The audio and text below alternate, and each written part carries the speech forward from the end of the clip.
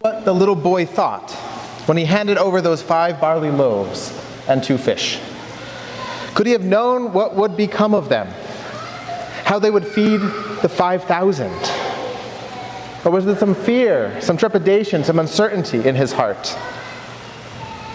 Did he have certain hopes for those loaves when he had carefully packed them before leaving home to come and gather with the multitude? What was it like to hand over everything he had without knowing what would become of his well-laid plans? Were they the first fruits of his labor? Or maybe even the labor of his parents, knowing he had to be extra careful with them because they weren't really his? I'd like to tell you the story of a young boy. One who wanted to find God and did so one day in church. At the time, he was not yet Catholic, but he was visiting a Catholic church. And he saw a tabernacle for the first time and asked what it was. What was in it? The elderly woman beside him said, "That's where we put Jesus. You know, the Eucharist that we offered at Mass." The boy heard, "Jesus lives in the little gold box."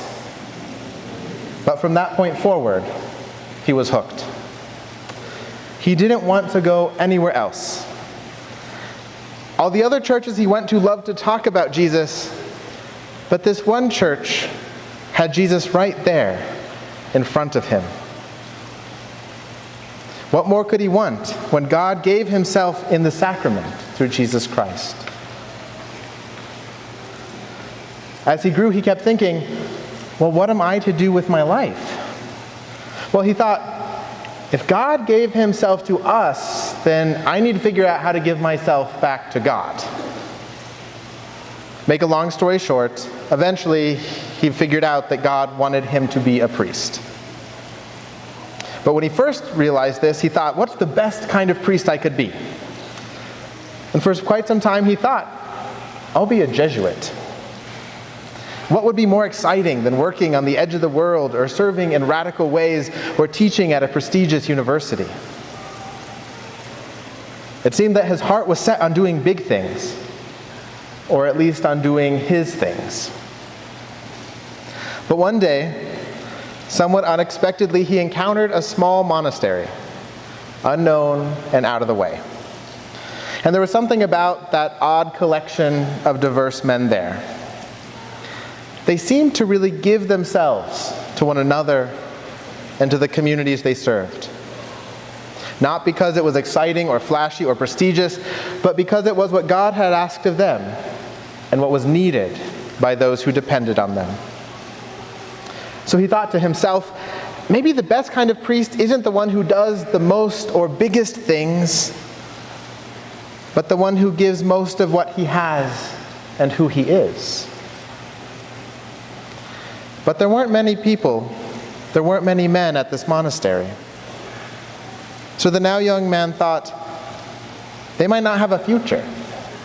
And if they don't, well, I have to sink with the ship.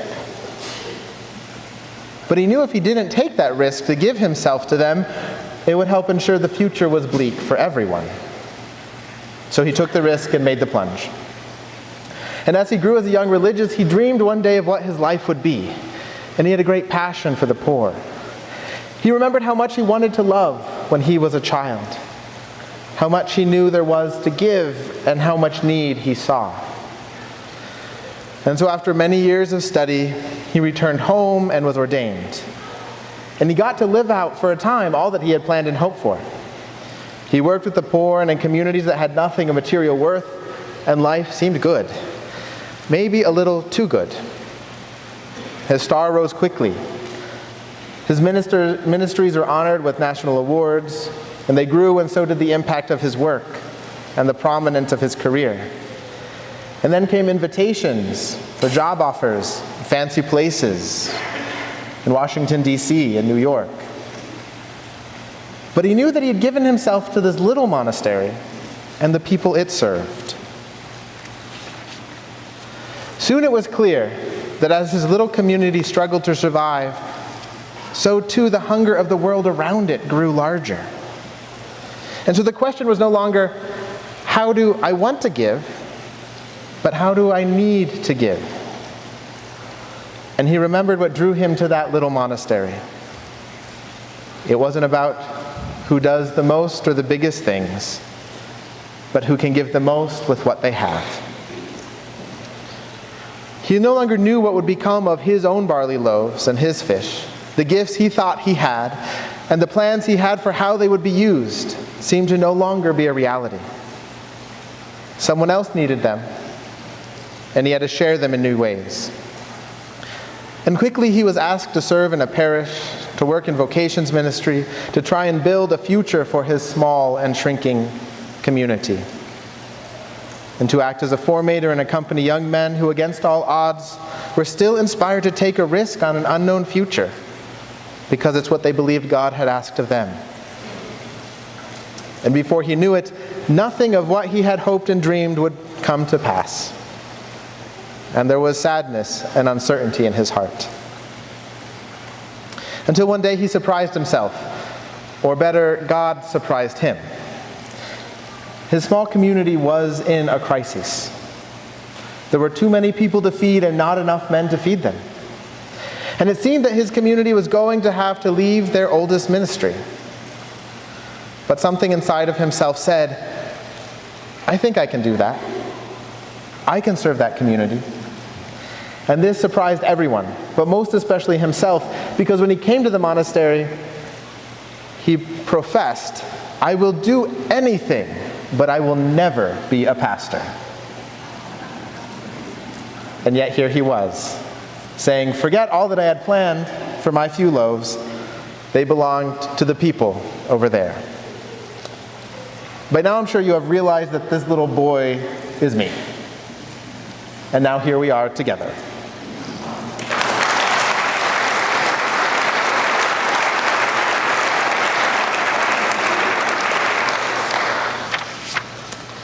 I know today is a day of mixed emotions for many of us, because we gather here on our final weekend of a worship schedule that has been in place for probably almost as long as I've been alive. Last weekend, we explored the significance of what it was to come together as the multitude, to live a life that invites others to Christ, the very Christ that has invited us to share in his life. And as we know, when Christ invites us into his life, he invites us into his sacrifice. And he asks us for the little we have, and asks us to give it in trust. So this weekend, as we close one chapter of the history of our parish, recognizing that even amidst new hope, there is real pain and sorrow in doing so. We must recognize the sacrifice and the gift of self that this new journey calls us to. I'm very honest when I say I surprised myself when I thought, I want to go to Holy Rosary and believe I can be pastor. But that desire and that call was and is still very real. And I knew that amidst all my other responsibilities and fostering the future of our Abbey community, this was not going to be easy. And I also knew that it would mean saying goodbye for some time, if not forever, to other ministries and a career that I loved. But I stepped forward, in retrospect, rather naively, and handed myself over. But I had come to love this community and did not want to see our Norbertine presence pull away. A reality that was much, much closer than I have admitted to you all before. I knew that with all the other needs pressing upon our Abbey, there would not be much help from my community. But I also knew my brother supported me in this discernment and said, we have very little now, but the little we have, we will offer. Abbot Joel reminded me that the whole history of our Norbertine community here in New Mexico had been the story of trusting that if we give over the little we have, God will feed the multitude. But if we hold on to it ourselves, we will be eating alone, and that food will not multiply but diminish. 33 years ago, St. Norbert Abbey in De Pere, Wisconsin realized it was a shrinking community. It had fewer resources, fewer men, and a less clear future. And yet, in the midst of that moment of turmoil, they said, let us offer what we have for the well-being of the church in underserved parts of the United States. And so 5 energetic Norbertine men were missioned here to New Mexico. didn't make sense on paper, but following the gospel rarely makes sense to the logic of the world. It was as though Christ had come to them and said, "Offer your first fruits. Hand over these 5 loaves and see what will be born anew." In those first few years, what little was had was taken. 2 men died and 2 men left, and our now Abbot Joel was the only one who remained. And yet somehow he trusted, if we give the little we have, God will feed the many. And sure enough, the community grew. Never by leaps and bounds, but slowly and steadily, just enough to accomplish what was before them. In fact, we have always hung on by a thread. When one man would come, another would die. When one would leave, another would come. The hunger and number of the people of God continued to grow around us, but the number of loaves we had to offer seemed less and less. And yet we tried to continue to give. And although we spent much of our history feeding the flock here at Holy Rosary, our small Abbey community was pressed upon and called to feed even more and hungrier flocks. And the little that was had was given. Given to St. Augustine at Isleta Pueblo, given to St. Edwin, given for periods of time to St. Anne and San Martin and Holy Ghost, given to Presbyterian and St. Vincent hospitals, and for a while to UNM hospitals and Loveless, to Archdiocesan ministries and the Catholic Foundation, to Catholic Charities, to young adult ministries and youth ministries, to higher education, to secondary education, to evangelization. We were given as far as the loaves could stretch and beyond. In that way, this community here at Holy Rosary was also challenged to give over what it had. What had for a time been your own possession. It's Norbertine's. But we no longer belonged only to here. And so when it seemed that like there might not be any loaves left to feed the flock here at Holy Rosary, our community offered to give the little loaf it had, the youngest, least experienced priest.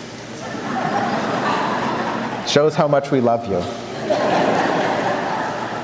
An idealistic, naive, but hope-filled 32-year-old.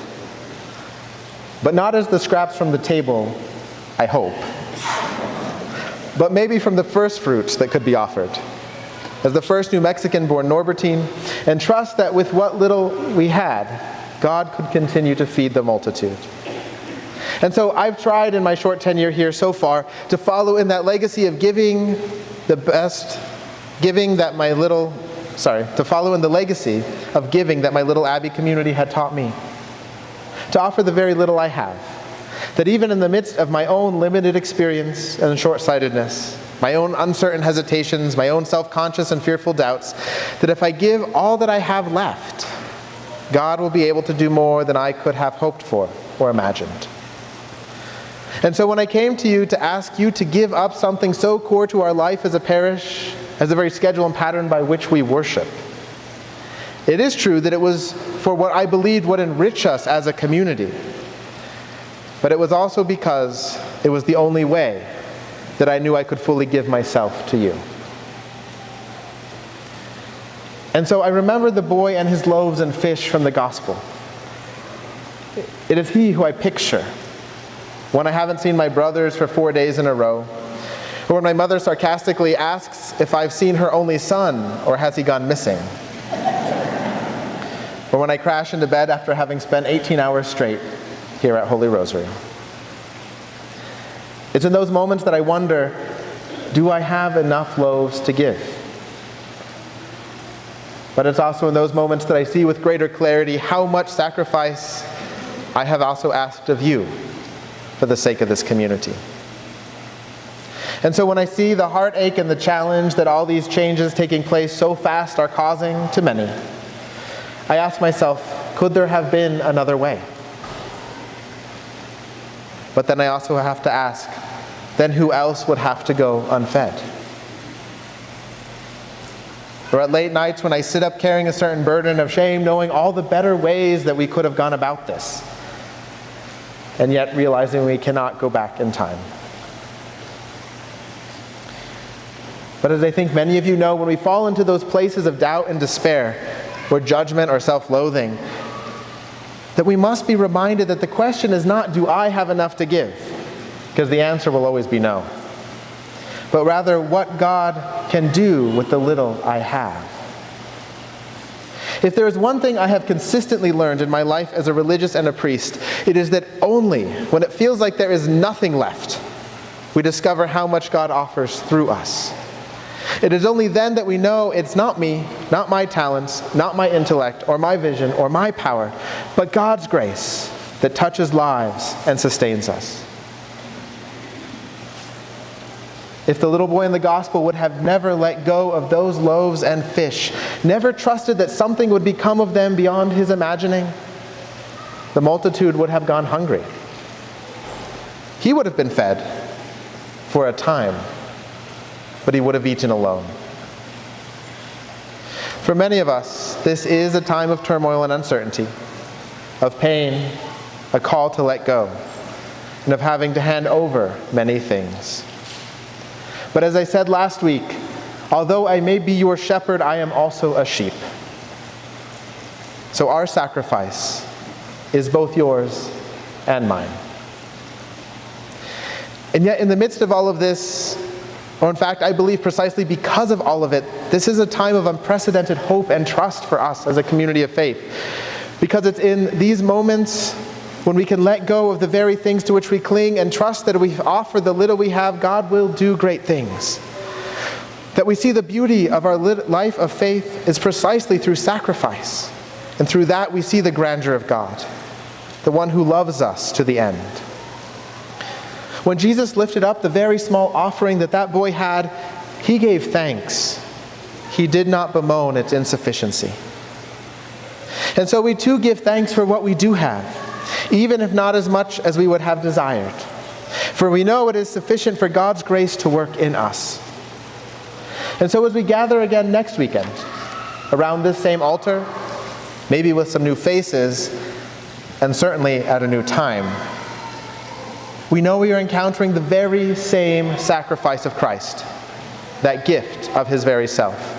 The same Lord that quietly sat vigil in the tabernacle of my childhood, calling us all forward to say, "Give yourself to me, as I have given myself to you." And it's through that encounter that we know we are his body. And I know well how much you already give. It's your generosity of heart that sustains and builds this very body. It's what has made this parish a gem of our archdiocese. It has what allowed us to do very essential and practical things like our new roof and new parking lot without even having to have a capital campaign. But it's also your deeper acts of giving.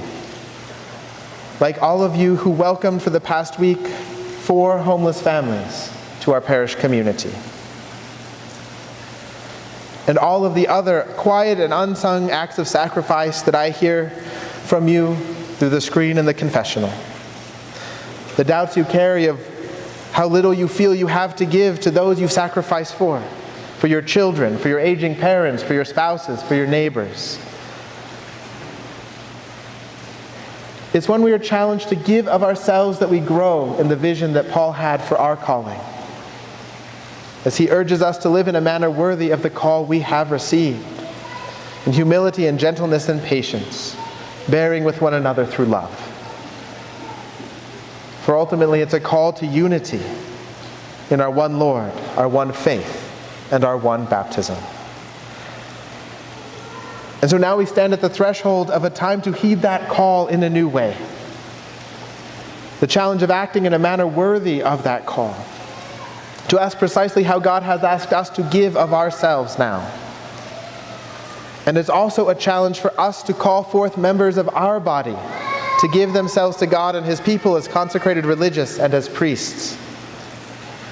Because although our Norbertine community has served here for over 3 decades, and although over a dozen Norbertines have given themselves in service here, and although I am the 5th pastor to come to you in a white habit, there is not a single man raised up through this community that has taken the risk and persevered to give and sacrifice all for the sake of service to God's church as a member of our community. Although we once were missioned from elsewhere and sent to serve, we are no longer simply Norbertines in New Mexico. We are Norbertines of New Mexico. And our future, and the future of our service here at Holy Rosary, is mutually dependent on our own young men from this community coming forward and saying yes to God's call on their heart, to take an unimaginable risk, to hand over each day all that they are and all that they have to one another, so that as a community, our first fruits may continue to be sent, as meager as they may be, out to feed the multitude. It is true, there seems to be less to give now than in the past. And at least by now you're feeling the restrictions and recognizing that with only one priest, you're going to receive less than you have. But one thing never changes. If we give all we have, God will do the same.